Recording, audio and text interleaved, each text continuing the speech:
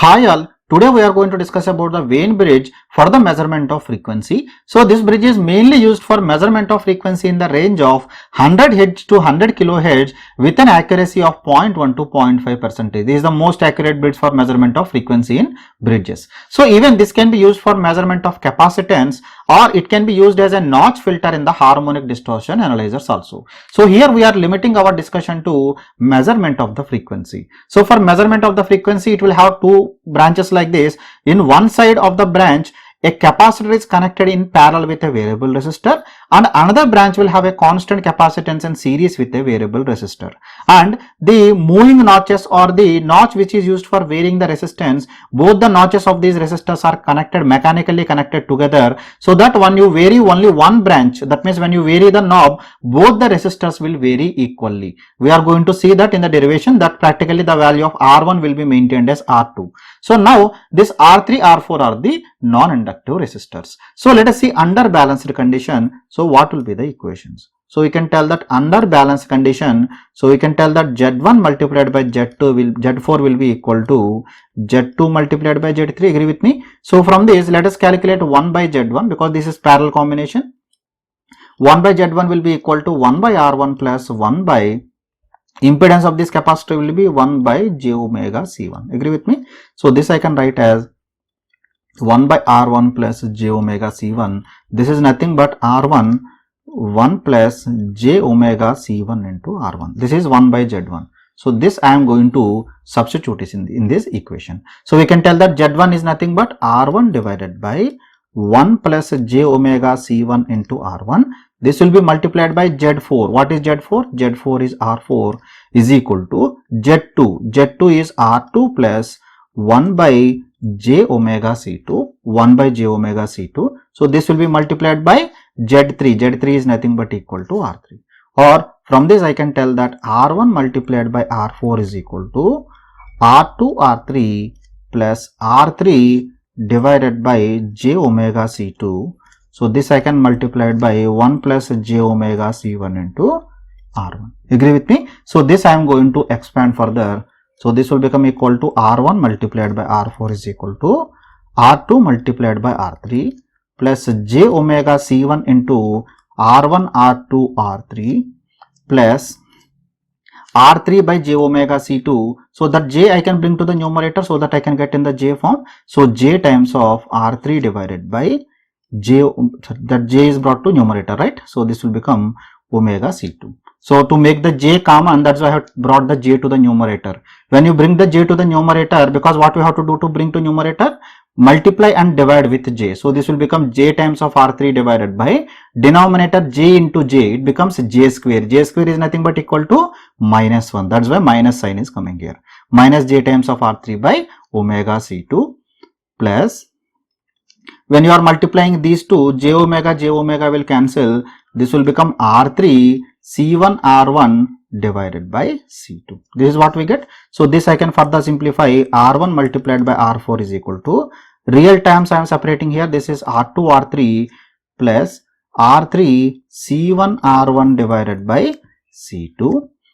And the second one, the imaginary terms. So imaginary terms I can separate. So it will be plus j omega C1 R1 R2 R3 minus R3 by omega C2. This is what we get. So now what I am doing, I am equating the real and imaginary terms on both the sides, because they should be equal, then only balance is obtained. So we can tell that R1 multiplied by R4 is equal to R2 multiplied by R3 plus R3 into C1 into R1 divided by C2.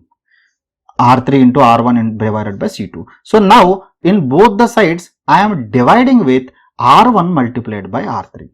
Both sides I am dividing with R1 multiplied by R3. So I am just writing that one, dividing by R1 R3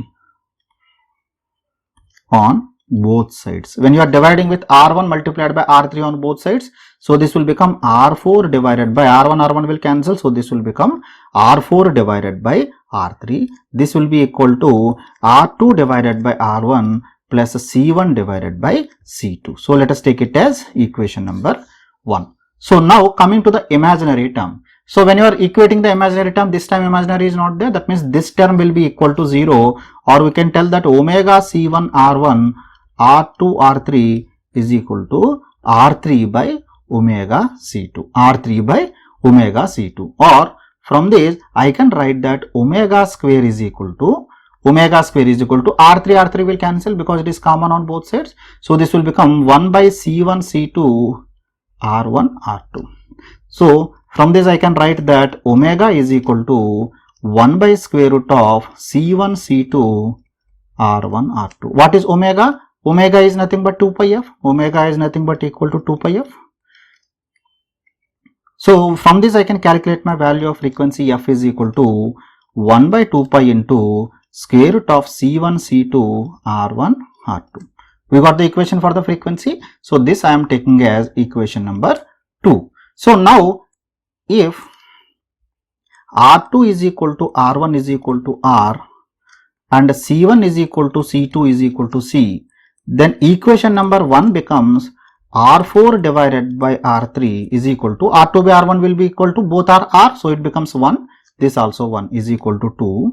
Or from this I can tell that R4 is equal to 2 times of R3. So this is the first condition should be satisfied. So let us take it as equation number 3, and this equation number 2 becomes frequency is equal to 1 by 2 pi into both C1 and C2 is equal to C, both R1 and R2 is equal to R. It becomes C square multiplied by R square. So square root will cancel. So this will become 2 pi into R into C. So let us take it as equation number 4. You can see here the frequency term calculation is simply becoming equal to 1 by 2 pi RC. That much easily we can get it. But here the condition is this R4 should be equal to 2 times of R3 and the value of R2 should be equal to R1 and C1 should be equal to C2. So in order to maintain the R1 is equal to R2, what should we do? Whenever we are varying the value of R1, automatically see R2 also should vary by the same extent. So that's why whichever the variable notch is provided for varying this resistance, both are mechanically coupled together in practice. Both are mechanically coupled together in practice. So even if you want to calculate the capacitance, even we can calculate from this one, capacitance C is equal to 1 by 2 pi R into frequency. So here in this equation you can see as a frequency term is involved. So basic condition for this one is this bridge can be used only if your supply voltage frequency is constant. So here the only condition is the supply voltage frequency should be constant. Supply voltage frequency should be constant, or sinusoidal. Sinusoidal means it will have the single frequency component.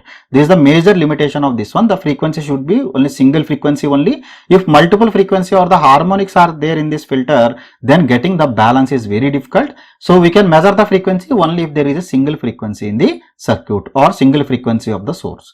Getting it? I hope what is the Wien bridge, how the Wien bridge can be used for measurement of the frequency, what are the limitations and what are the precautions to be taken care are clear to you. If you still have any queries, you can leave your comments in the comment section below. I will answer to your queries from there. Thank you very much.